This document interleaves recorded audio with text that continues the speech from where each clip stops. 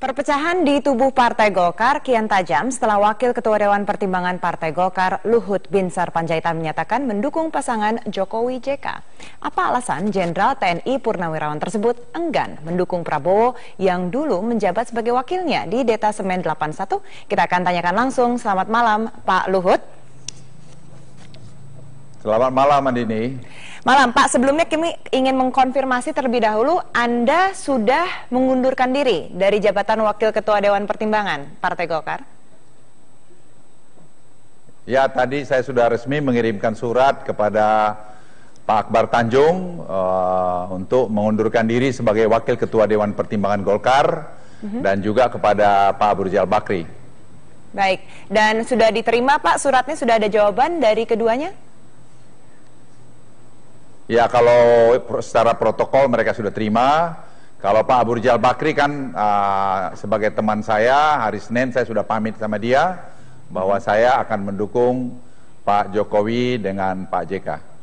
Bagaimana dari Pak Akbar Tanjung Pak selaku Ketua Dewan Pertimbangan? Sudah ada respon dari Pak Akbar? Ya, belum ada. Saya coba telepon beliau, ya telepon saya nggak diangkat, ya sudah, nggak apa-apa. Dan di situ Anda menyatakan bahwa alasan dari mundurnya Anda adalah perbedaan pendapat terkait dukung-mendukung capres tersebut. Ya. Ya. Ya, karena menurut saya ada hal-hal yang mendasar yang ya. Ya, silakan Pak, silakan. Menurut saya ada hal-hal yang mendasar yang menurut saya adalah prinsip yang penting kita berikan contoh kepada generasi yang akan datang. Di mana kita melihat pada pileg yang lalu terlalu banyak transaksional penggunaan uang di dalam pileg yang lalu, dan itu saya kira sangat tidak mendidik. Nah, sekarang masuk pada pilpres, saya lihat ada transaksi jabatan untuk bekerja sama dan juga transaksi dana yang sangat besar, itu juga saya pikir sangat tidak mendidik. Oleh karena itu saya lihat sikap Pak Ibu Mega dan sikap Pak Jokowi sangat sangat negarawan yang tidak mau sama sekali berbicara mengenai transaksional di dalam membangun satu kerjasama. Saya memang tanya sama Pak Jokowi mengenai ini dan dia mengatakan tentu akan ada nanti pengaturan kalau kita sudah menang, tapi kalau dari awal sudah harus menjanjikan sekian jabatan, dia bilang, Pak Luhut, saya tidak akan lakukan itu, dan sikap itu saya hargai. Nah, yang kedua, kenapa saya melihat bahwa Jokowi dan JK lebih baik daripada calon yang lain, karena saya kenal dengan baik dua calon ini, dan Pak Prabowo pernah jadi wakil saya cukup lama, beberapa tahun, jadi saya tahu A sampai Z yang bersangkutan. Sedangkan Pak Jokowi saya kenal juga sejak hampir 6 tahun yang lalu, sejak dia wali kota. Kami sudah berteman dan kami punya pekerjaan yang sama. Dan selama perjalanan ini saya lihat, dan beberapa teman-teman purnawirawan melihat bahwa dia orang yang tegar. Walaupun kelihatan halus, tapi beliau memiliki pendirian yang menurut saya patut ditauladani. Kira-kira itu saya. Alasan saya mendasar sehingga saya berpihak situ. Pak Luhut, jadi tadi alasan politik transaksional tersebut yang menyebabkan bahwa tidak benar itu keputusan dari yang diambil oleh Abu Rizal Bakri untuk mendukung Prabowo Hatta. Ya, saya kira begitu, dan juga saya sangat dengan teman-teman melihat bahwa generasi kami kalau mewariskan masih hal-hal semacam ini pada generasi Anda, kalian yang lebih muda dari kami, itu saya kira sangat menyedihkan. Nah, saya juga terus terang bangga, saya dapat telepon dari berbagai senior saya yang mengatakan mendukung sikap itu. Saya dapat dari Pak Solihin GP yang menelepon saya tadi sore, yang waktu dulu saya taruna, beliau Gubernur Akademi Militer, dan beliau memberikan support yang sangat mengharukan. Tapi Pak Luhut, saya ingin mengetahui ketika Rapimnas terakhir, bukankah memang memberikan mandat terakhir kepada Ketua Umum untuk menentukan pilihan? Artinya mandat penuh di situ sudah ada di Abu Rizal Bakri. Ya betul, saya tidak menyalahkan itu. Yang menjadi saya tidak sepakat adalah pemilihan keputusan kepada Pak Prabowo, karena sebelumnya Pak Abu Rizal Bakri sudah cerita sama saya proses dari mulai pertemuan di rumahnya di Hambalang sampai di rumahnya Pak Nirwan, bagaimana sebenarnya beliau tidak ingin melanjutkan kerjasama itu karena banyak yang saya tidak perlu jelaskan di sini. Nah, jadi saya tahu persis proses itu semua. Nah, tiba-tiba berubah begini, ya saya sebagai seorang perwira tidak bisa menerima itu, dan kami berbeda pendapat, dan saya katakan dengan baik-baik di rumahnya Pak Abu Rizal Bakri hari Senin pagi, Cal, kita berbeda berseberangan dalam hal ini, dan saya pikir saya akan mendukung Pak Jokowi dan Pak JK. Ya, saya pamit untuk tugas itu. Ya, dia bilang, iya Hud, begitu, ya sudah, kami salaman. Jadi gentleman sebagai gentleman. Makanya saya tidak lebih daripada itulah sikap saya sebagai seorang perwira. Ya, tapi ketika pada saat pemberian mandat itu Pak Luhut, seperti apa sampai akhirnya memberikan sepenuhnya kepada Pak Abu Rizal, dan waktu itu Rapimnas jika dilihat selesainya cukup cepat, waktu itu sore-sore juga sudah selesai, dan akhirnya langsung pada saat itu Pak Abu Rizal bergerak memilih keputusan yang akhirnya diambil saat ini dan menciptakan perbedaan pendapat yang ada di partai. Bagaimana akhirnya kok bisa sampai sudah akhirnya diberikan seluruhnya saja mandatnya kepada Pak Abu Rizal? Saya pikir itu satu proses yang bagus. Saya hadir di Rapimnas itu, tapi dari nada nuansa daripada pandangan-pandangan dari DPD kita bisa melihat sungguhnya akan mengarah kepada PDIP. Karena sebenarnya mudah melihatnya. Di samping dua alasan yang sudah saya jelaskan tadi, dari hasil polling yang kita dapat, itu peluang PDIP untuk menang atau Jokowi untuk menang melawan Prabowo itu masih lebih baik jauh. Misalnya polling terakhir kemarin, Pak Jokowi mesti dapat 51%, Pak Prabowo sekitar 32%. Ya. Jadi perbedaannya cukup signifikan. Apalagi sekarang saya melihat setelah Pak JK masuk, teman-teman dari NU itu lebih solid lagi untuk mendukung pasangan Pak Jokowi dengan Pak JK ini. Baik, oke Pak, kita akan break terlebih dahulu, tapi kita akan nanti mendengar sama-sama pernyataan dari Abu Rizal Bakri terkait Rapimnas yang pemberian mandat kepada dirinya selaku Ketua Umum, dan tetaplah bersama kami, Prime Time News akan segera kembali.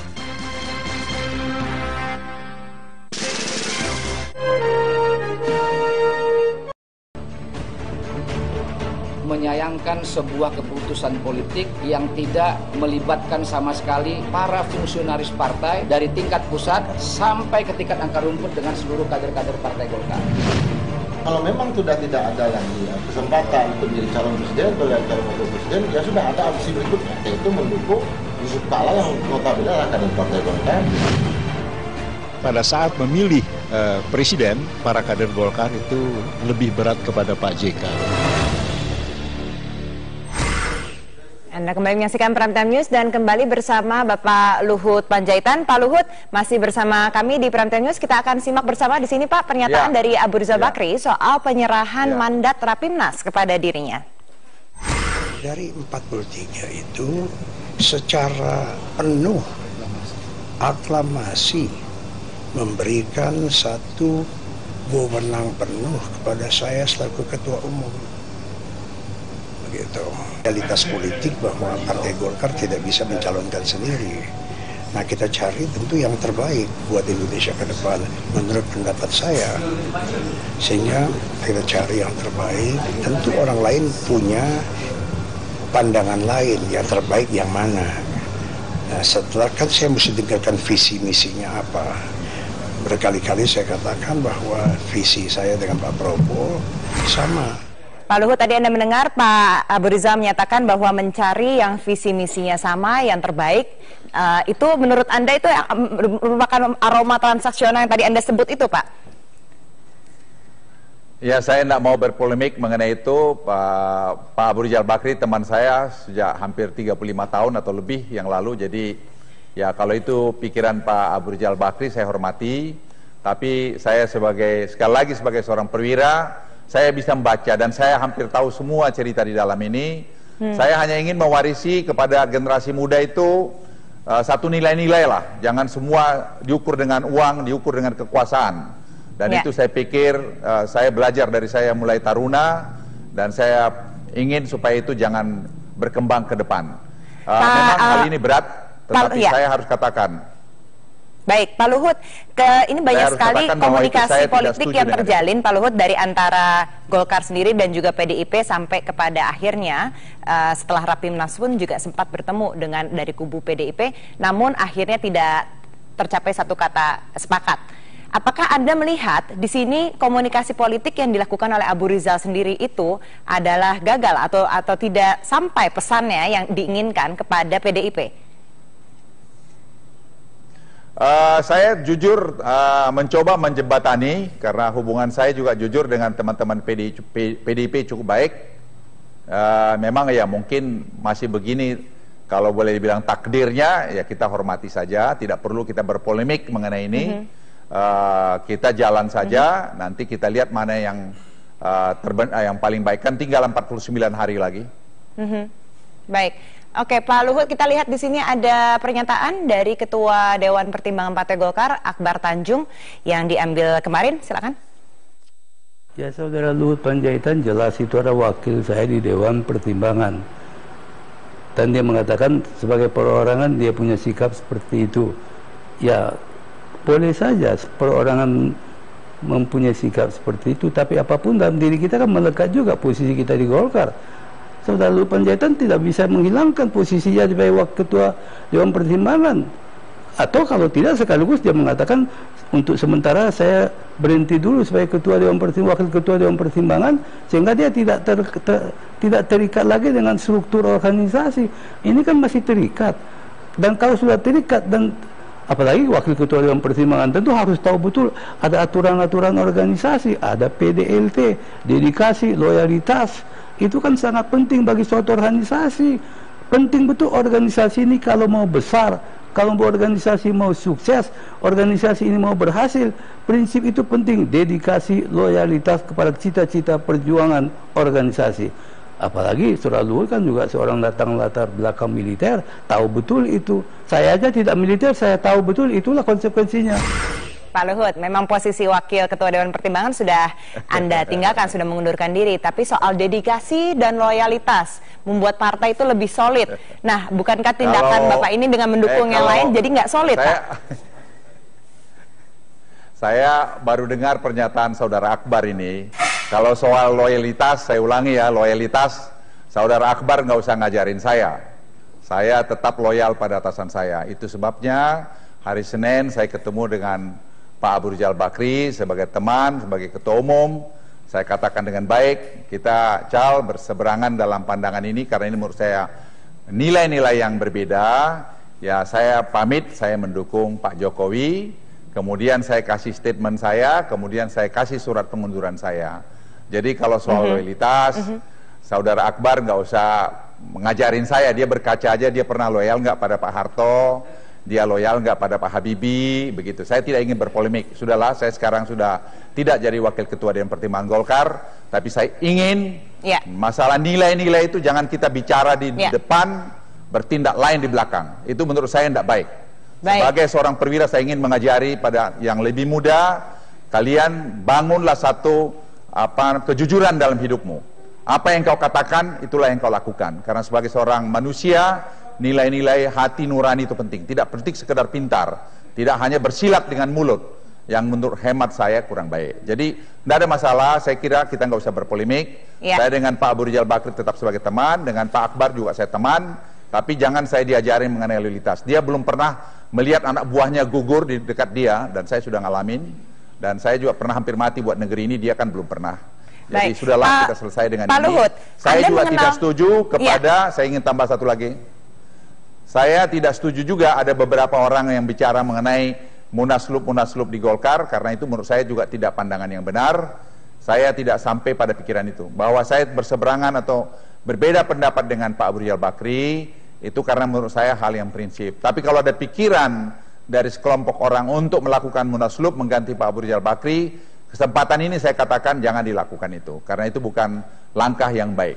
Oke, baik Pak, kita kembali kepada pilihan politik Bapak. Bapak sudah mengenal Prabowo cukup lama di militer, bahkan sempat menjadi wakil Bapak di situ. Apa yang membuat Bapak tidak mendukung Prabowo sebagai presiden, sebagai pemimpin? Saya kenal Prabowo sejak dia letnan, ya saya kapten, dan dia wakil saya waktu saya mayor, dia kapten. Jadi terlalu tidak elok kalau saya cerita di TV ini, tapi banyak dari A sampai Z. Saya kira baca saja buku Pak Sintong, Anda bisa melihat A sampai Z siapa dia. Kemudian apa yang membuat Bapak memilih untuk mendukung Jokowi? Jokowi dikesankan orang boneka. Saya ingin garis bawahi di sini. Saya paham betul mengenai manusia, membaca manusia, cukup pahamlah sebagai seorang perwira dengan segala macam pengalaman saya. Anda jangan underestimate mengenai Jokowi. Beliau sangat paham dan sangat cerdas, dan saya lihat sendiri, dan bukan hanya saya yang mengatakan, teman saya Jenderal Fahrul, Jenderal Sumardi, kami mempunyai penilaian yang sama terhadap Pak Jokowi. Pak Jokowi ini tidak bisa didikte oleh siapapun, dia punya prinsip yang teguh. Dan ya, menurut saya orang ini patut diapresiasi. Saya belum melihat ada kelemahan-kelemahan yang fatal dari beliau ini. Bahwa beliau masih belum pengalaman A atau B, yes. Yeah. Tapi overall, saya lihat beliau ini mampu membangun teamwork. Anda lihat dia dengan wakil wali kotanya di Pak Rudi di Solo bisa damai. Bagaimana dengan Pak Ahok yang begitu juga keras bisa damai. Itu satu contoh. Bagaimana bekas wakilnya atau wakilnya pun masih hormat. Dan itu dalam kehidupan militer penting. Nah, itu saya lihat ada di Pak Jokowi. Jadi saya bisa bandingkan bagaimana misalnya dengan Pak Prabowo dengan dia. Dan untuk memimpin Indonesia ke depan ini, untuk kita tumbuh menjadi negara besar, negara 5 besar ekonomi, 7 besar ekonomi dunia, kita butuhkan seperti Pak Jokowi yang jujur, yang jelas maunya apa, walaupun dengan santun menyampaikan ketidaksetujuannya kadang-kadang terhadap beberapa orang. Ya, Pak Luhut, Anda mengenal Jokowi ketika beliau masih pengusaha. Bagaimana pandangan Bapak terkait ini, kita sekarang juga pertumbuhan ekonomi kita sedang masih dikatakan melemah. Bisakah Jokowi ini memberikan kontribusi yang terbaik terutama dalam bidang pertumbuhan ekonomi ini?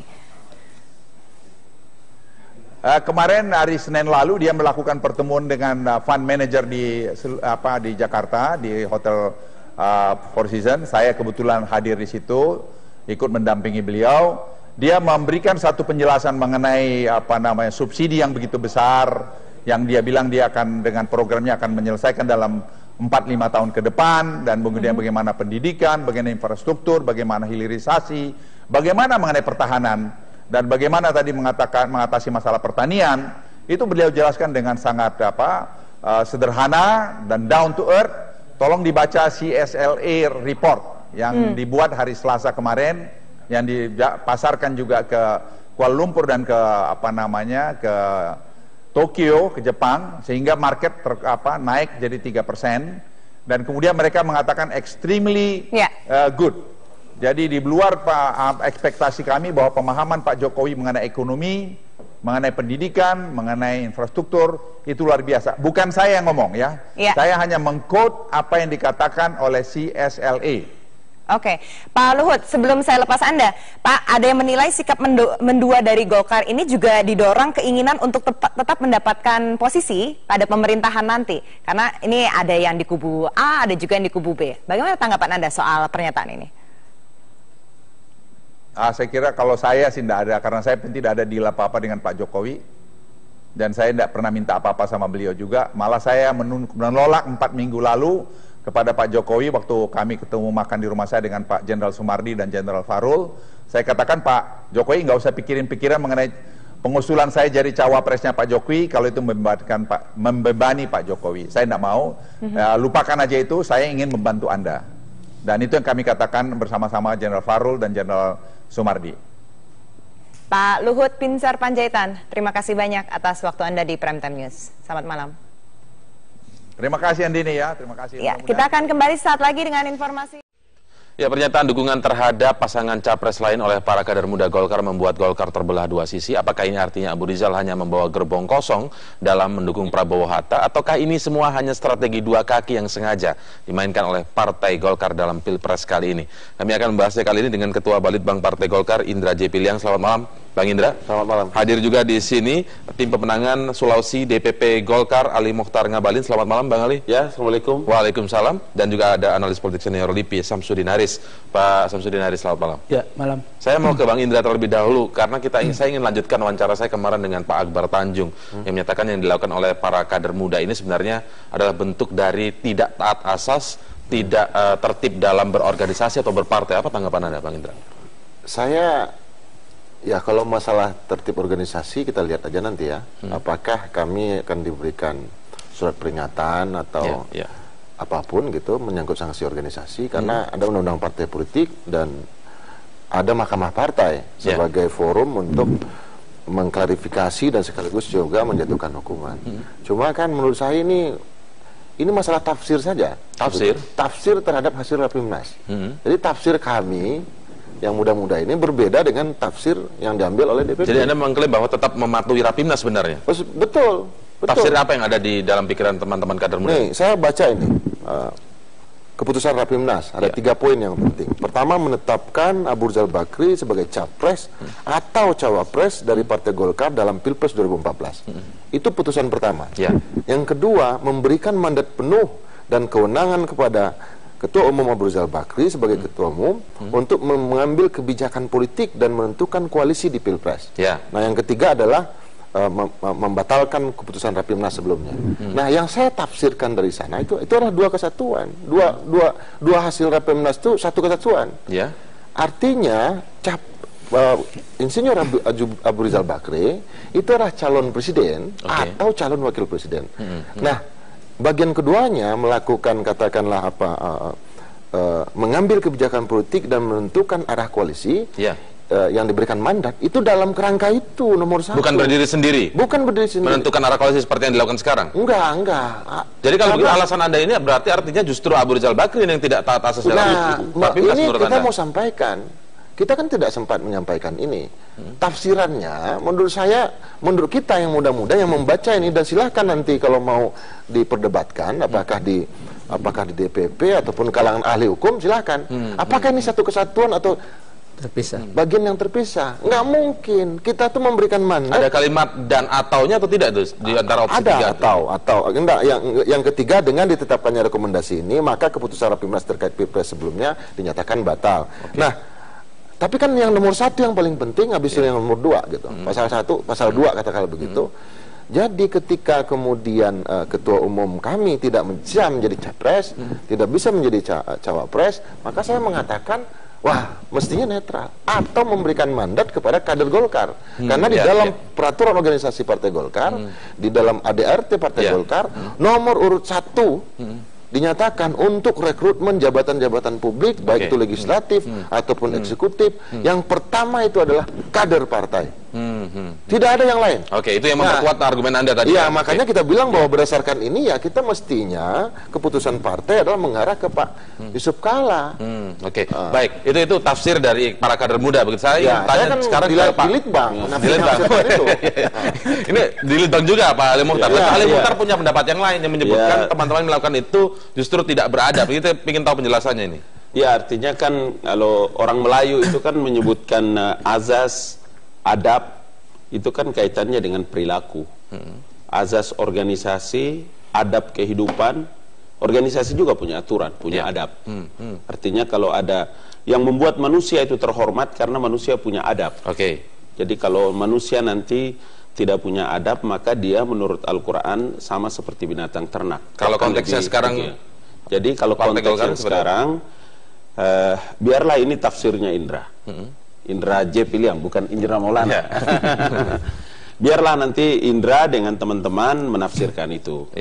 Bagi saya yang punya umur di Golkar lebih tua umurnya Jagung dari umur saya. Dan lebih muda di Golkar ya? Ya.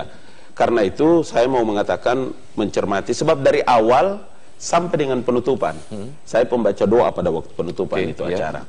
Saya mengerti dan mengikuti dengan saksama, maka hanya satu kata, sami'na wa ta'na. Saya dengar dan saya taat keputusan itu. Itu sebabnya maka saya diajak dan ditelepon oleh tidak saja anak-anak muda, tapi para senior meminta saya mengambil pilihan. Saya bilang tidak. Biarkan saya taat kepada asas organisasi dan adabnya. Jangan membuat saya tidak beradab dan jangan membuat saya... Yang dimasukkan Bung Indra tadi juga tetap taat ya, hasil itu yang saya bilang.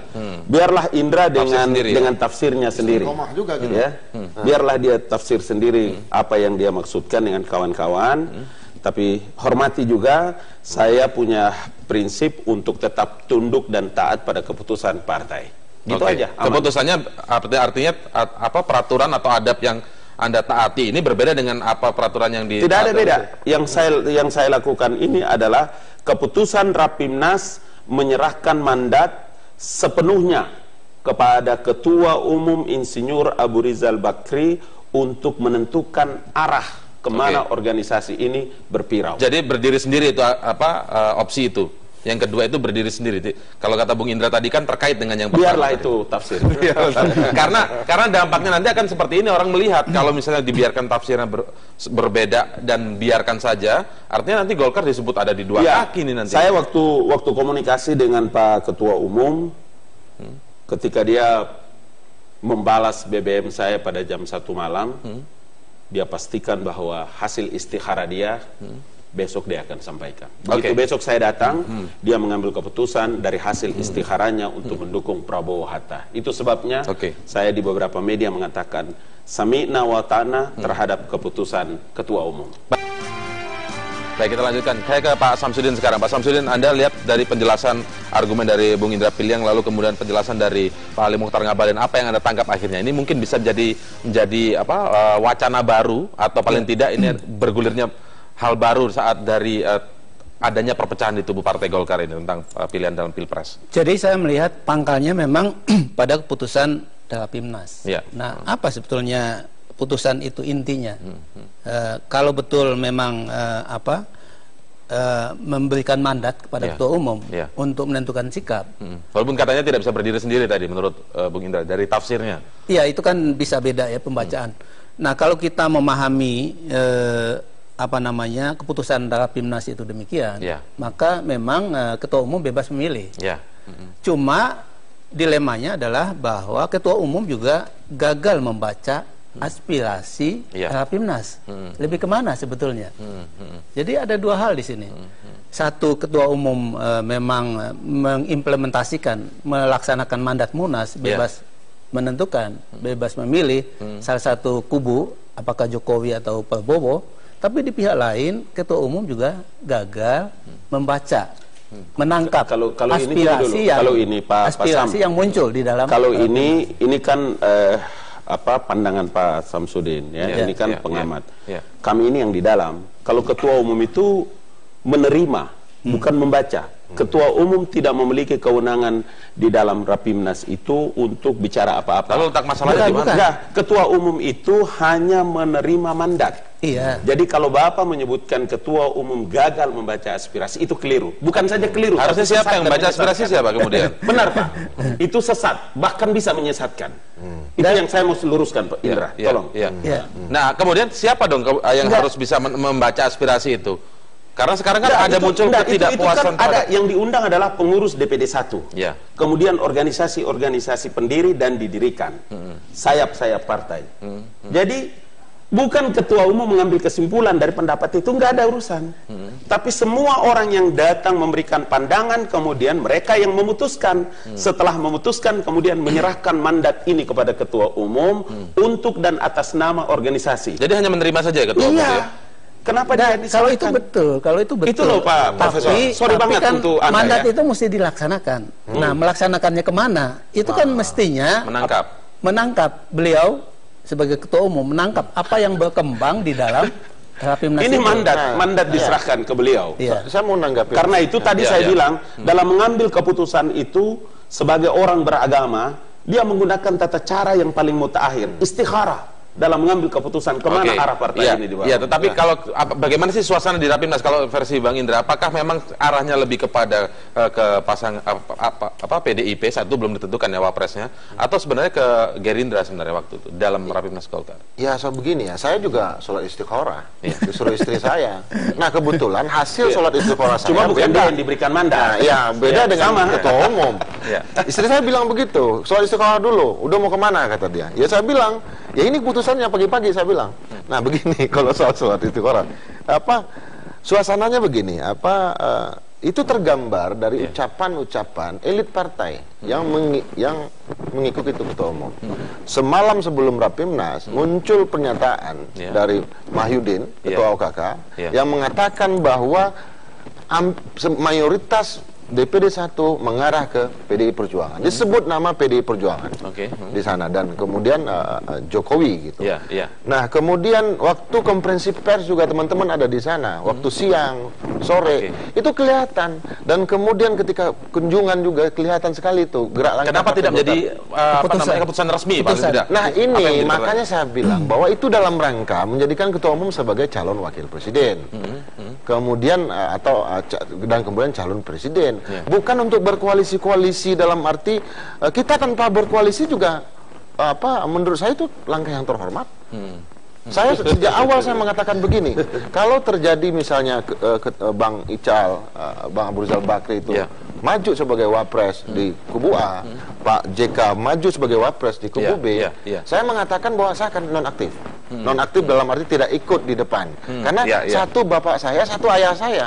Dua-duanya orang yang katakanlah dekat dengan saya gitu. Tapi ketika satu orang tidak ikut, kemudian satu orang ikut, masa kita biarkan sendirian? Itu yang saya mau katakan. Bagaimana sebenarnya ini kita ingin luruskan di pangkalnya dulu, artinya di Rapimnas. Memang situasinya saat itu memang tergambar mengarah kepada PDIP atau tidak, Pak Ali Mukhtar? Nanti kita jawabnya, kita tahan dulu. Tetaplah bersama kami di Prime Time News.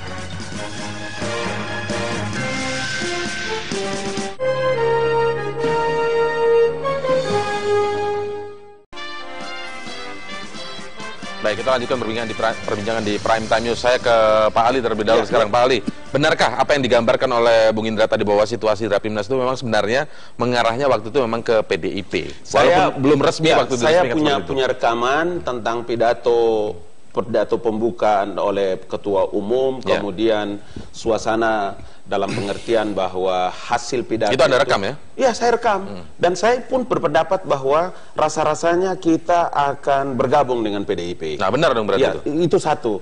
Tetapi saya harus mengatakan bahwa apa yang terjadi? Bahwa asas musyawarah itu menjadi asas yang sangat amat penting dalam sebuah organisasi, termasuk Golkar. Dan yang kedua, kita kan masih membutuhkan waktu di mana untuk ketua umum bisa mengambil keputusan. Itu sebabnya ketika mestinya teman-teman itu pada waktu memberikan kewenangan seluruhnya kepada ketua umum, mesti ada protes, ada yang interupsi, bicarakan di sana. Tapi nggak ada yang bicara. Keputusan itu sudah diambil, kemudian kita ngotot. Itu tidak fair, tidak jantan. Katanya menit-menit terakhir tahunya. Nggak bisa. Gitu kalau pengambilan keputusan di Rapimnas itu DPP kan, kita kan DPP. Kita kan forum kita bukan di sana. Forum kita kan rapat pleno. Nah, saya sudah bertanya kapan rapat pleno. Ini tiba-tiba tiba-tiba ada Rapimnas tanpa ada rapat pleno. Itu saja udah pelanggaran KDRT. Kalau kita mau runut-runut lagi gitu. Anggaran dasar rumah tangga Partai Golkar mengatakan Rapimnas dilakukan setelah ada rapat pleno. Saya tanya kapan ada rapat pleno supaya kita bisa memberikan pandangan sebagai pengurus DPP. Saya tidak tahu dia diundang atau tidak rapat pleno. Ada. Saya tidak tahu. Tidak ada. Indahnya. Tidak ada rapat karena itu begini. Tidak ada rapat pleno DPP. Rapat pleno DPP baru besok. Enggak. Jadi gini. Maksud saya. Kalau mau diurut-urut banyak yang masalah ini artinya ada masalah lagi. Bukan. Lebih berkembang. Saya bisa saja mengatakan bahwa Rapimnas itu batal. Tidak, Rapimnas ke-6 itu dalam poin pertama itu kan membatalkan keputusan Rapimnas. Rapat pleno ada tidak waktu itu? Tidak ada rapat pleno. Tidak ada. Bagaimana bisa ada organisasi sebesar itu membuat Rapimnas tanpa ada pleno? Nggak ada. Di mana logikanya? Ini bukan masalah logika. Kapan dilakukan rapat pleno DPP Partai Golkar sebelum mengesahkan yang namanya Rapimnas? Ini organisasi apa bukan? Kalau kita mau bicara masalah tata tertib dan segala macam, saya juga tahu anggaran dasar rumah tangga. Kalau masalahnya di situ Pak Ali, nanti kita luruskan lagi, tapi kita harus ini bermasalah terus kalau memang diungkit-ungkit yang seperti itu. Gitu. Baik, kita nanti akan lanjutkan. Tetaplah bersama kami di Prime Time.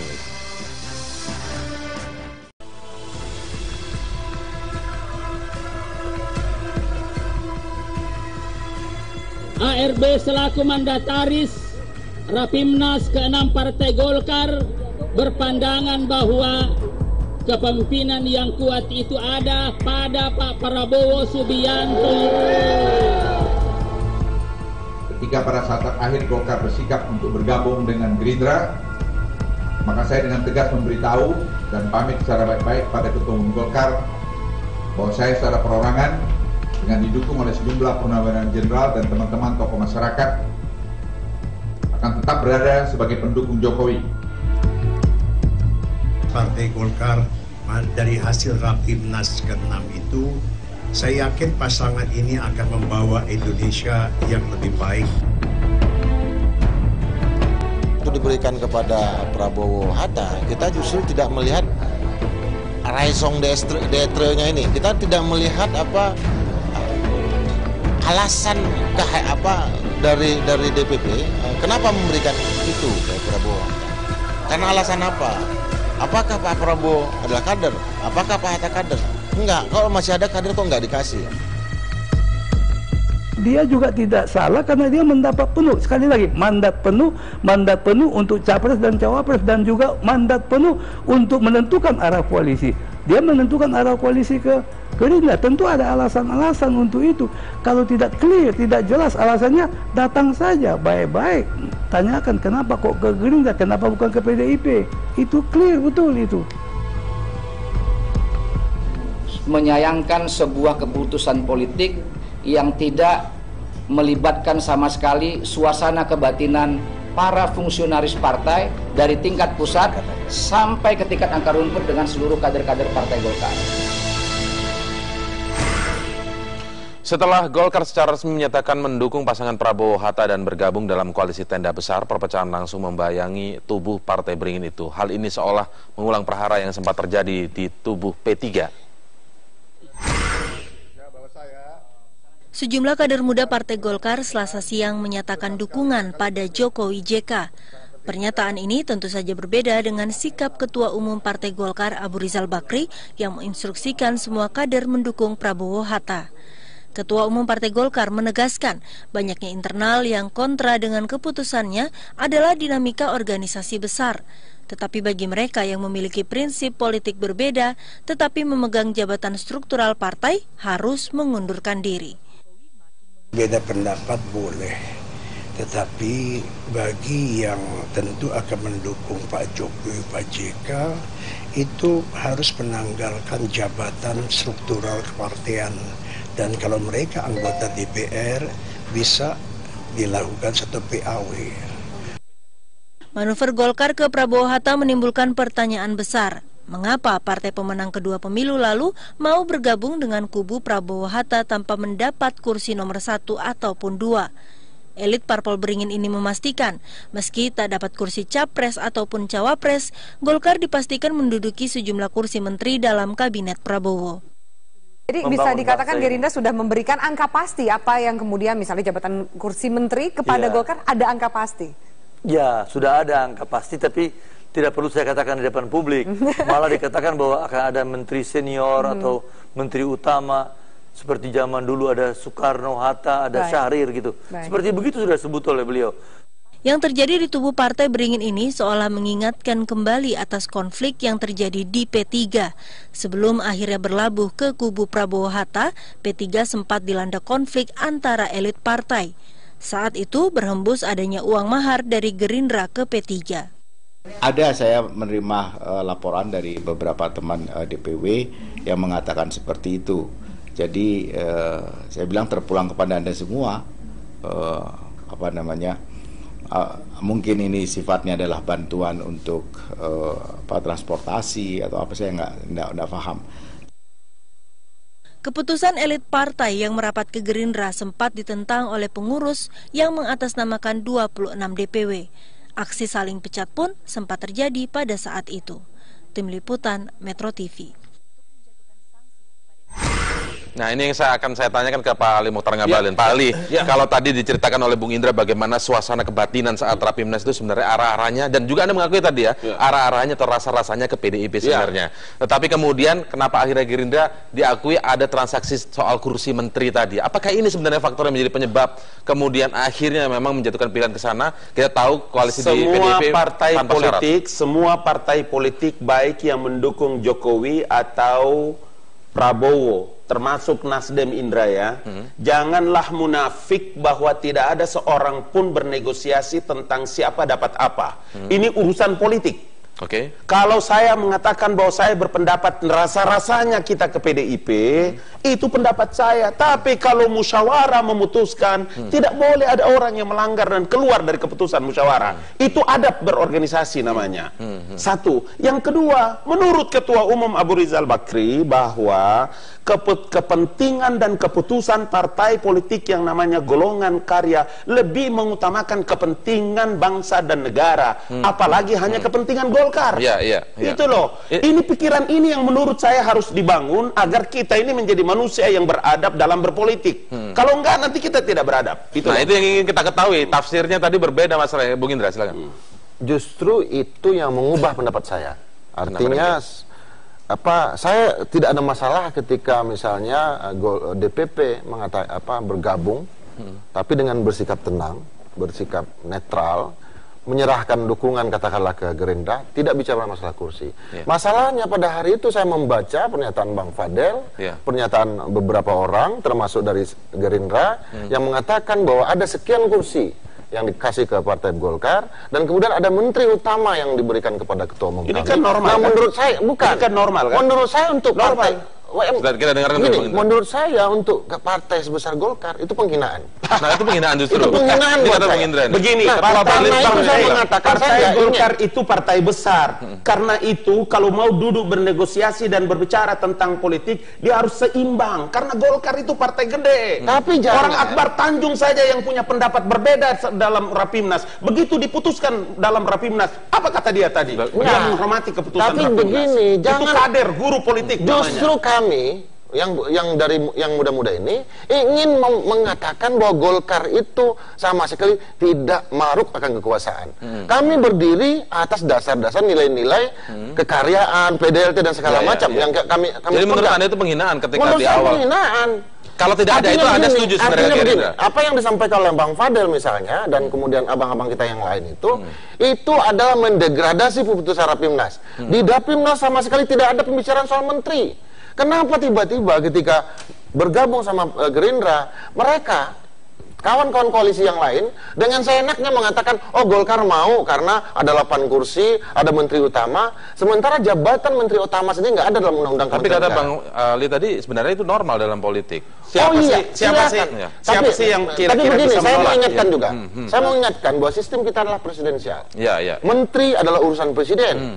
Kalau Golkar menjadi presiden misalnya, saya nggak mau Golkar membagi-bagi menteri, jatah menteri ke partai-partai. Kita ingin pendapat. Itu hak presiden. Kita ingin lihatnya dari luar, Pak Somsudin. Jadi begini, memang bagi-bagi kekuasaan itu biasa. Tapi mestinya tidak dipublikasikan ya, bahwa dan tidak di awal. Tidak di awal, sebab nggak enak secara etis ya, sebab itu menyangkut bagaimanapun harga diri Partai Golkar sebagai organisasi yang begitu besar. Nah, oleh sebab itu saya pikir memang masalahnya pada keputusan Rapimnas itu sendiri yang memberikan mandat penuh pada Ketua Umum. Itu tadi jelaskan. Jadi masalahnya memang di situ. Masalahnya hanya di situ masalahnya. Masalahnya. Tapi di dalam Rapimnas tadi, menurut Bung Indra tadi, tidak masalah kemanapun tujuannya, asalkan tidak ada yang kemudian bersifat transaksional tadi. Itu yang mengubah pandangan dari. Tapi memang Ketua Umum kan punya otoritas juga untuk memilih kemana. Itu masalahnya. Walaupun dalam pembacaan teman-teman ini, Ketua Umum tidak membaca juga indikasi kemana sebetulnya suasana batin di lingkungan Golkar itu. Saya mau katakan bahwa Partai Golkar ini tetap utuh, tetap everybody happy, ya. Yang pergi itu adalah ini Indra dengan kawan-kawan. Maksudnya pergi angkatan gimana? muda kah? Apa angkatan? Kita nggak pergi. Kita justru dia paling pergi karena itu makanya Ketua Umum bilang siapa saja monggo. Kalau dia mau lakukan di luar keputusan ini, dia menanggalkan seluruh atribut-atribut organisasi partai politik seperti Golkar. Nah itu gini. Ya selesai kan? Tidak ada yang perlu harus diperdebatkan kan? Sebetulnya ya kalau menurut aturan memang kita menanggalkan jabatan struktural, tapi tidak sebagai kalau gentleman memang harus segera tanggalkan ini. Tunggu dulu. Ketua apa sih? Balitbang. Kalau ketua Balitbang saya akan saya akan serahkan kepada Ali Mokhtar Ngabalin karena beliau ini wakil saya. Tapi begini, bukan itu masalah Balitbang. Saya tidak tahu ini Balitbang. Ini ada pada dia. Tapi biarlah gentlemannya seperti itu. Saya akan serahkan. Sebetulnya tidak tidak jelas, tidak tahu. Cuma saya apa? begini, kenapa Partai Golkar tidak mengambil satu sikap politik yang clear gitu dan mengakui bahwa Pak Yusuf Kalla adalah kader Partai Golkar dan mengakui bahwa itu juga ada dalam ADRT, ada dalam PO gitu. Saya ingin mengatakan juga dan saya katakan bahwa kalau Bang Abu Rizal Bakri tidak menjadi ketua umum Partai Golkar, 2019 maju menjadi capres, maju sebagai calon wakil presiden, lalu kemudian Partai Golkar katakanlah tidak punya sikap dan berkoalisi dengan lain, saya akan dukung. Akuilah ini akan dijawab oleh Bang Ali saat lagi. Tetaplah. Ya, tentu saja ada resiko dari sebuah pergerakan atau perjuangan begitu mungkin. Setuju tidak mungkin Bung Indra diberi istilah seperti itu? Keputusan politik. Apakah dengan pilihan politik yang dilakukan oleh Bung Indra dan kawan-kawan dari generasi kader muda Partai Golkar ini siap jika nantinya memang DPP agak memecat misalnya? Kita ke Bung Indra dulu, Bung Indra jawab. Saya dengar dulu. Bang Ketua Umum Partai Golkar mengatakan tidak ada pemecatan karena berdasarkan putusan Rapimnas itu hanya ada mekanisme meletakkan jabatan. Sama sekali tidak ada pemecatan dari segi anggota. Nah ini, artinya bagi saya tidak ada masalah saya menyerahkan katakanlah mandat saya. Dia belajar dari Bang Luhut tadi, serahkan jabatan. Serahkan jabatan. Dia belajar sama Bang Luhut dulu, saya tidak belajar sama siapa-siapa. Saya belajar sama aturan. Tapi contoh senior sudah kalau memang dikatakan begitu, karena besok kita akan ketemu ketua umum. Kalau Bang Ical mengatakan bahwa Indra kamu letakkan jabatan sebagai udah ada ketua Balitbang. Enggak, kan sama Pak Luhut. Kalau ketemu sama saya kan belum. Dia bilang Indra tolong letakkan jabatan sebagai ketua Balitbang, serahkan pada Ali Mokhtar Ngabalin. Saya akan serahkan. Enggak. Gua enggak ada urusan dengan ini Balitbang. Gua enggak ada urusan. Gua berurusan dengan pemenangan Sulawesi. Selesai. Tapi kan kalau Sulawesi saja ada urusan. Jadi besok langsung diserahkan. Serahkan. Kalau itu memang berhenti dari ketua Balitbang. Apa langkah selanjutnya Anda kalau memang kemudian setelah Anda menyerahkan itu? Tidak ada masalah lagi. Kita tinggal nunggu Munas. tinggal menunggu Munas berikutnya yang akan apakah cepat ataupun lambat gitu kan bulan Januari. Anda bicara Munaslup sekarang, bukan? Enggak. Kita nggak ingin ada Munaslup. Kita udah sepakat kemarin. Kita sepakat menghormati ketua umum. Kita sepakat tidak ada kaitan. Jadi Anda tidak akan mempermasalahkan soal rapat pleno tadi yang menurut Anda tadi tidak ada itu? Ya kalau kita dipermasalahkan berdasarkan surat, kita akan balas surat itu maksudnya. Tapi karena nggak ada surat, nggak ada teguran, yang ada cuma pembicaraan di media. Dan bagi saya itu bukanlah cara berorganisasi yang baik. Menegur kader seperti kita juga master, banyak yang doktor. Masa ditegur lewat pernyataan-pernyataan seperti itu? Kalau memang mau menegur kita, tegur secara resmi lewat aturan organisasi. Kalau kita bersikap seperti ini, kita menafsirkan berbeda pendapat. Baik. Gitu. Kita lihat pernyataan dari seorang figur Yusuf Kalla tentang apa yang dilakukan atau pilihan politik yang dilakukan oleh para kader muda yang berbeda dengan putusan dari DPP Golkar. Berikut ini. Kader Golkar itu yakinlah sebagian besarnya akan wajar saja dan waras saja apabila lebih berpihak dan memilih kadernya sendiri, apalagi mantan ketua umumnya dibanding dengan ketua partai lain. Himbauan namanya, tapi itu hak pribadi orang. You tidak bisa cek you punya isi hati bahwa itu mau dihimbau 1000 kali tidak akan pernah mempan gitu-gituan. Jangan lupa, Pilpres itu tidak ada tanda gambar di situ. You tidak melanggar apa-apa. Tidak ada tanda gambar. Yang ini adalah Jokowi JK dengan Prabowo Hatta titik.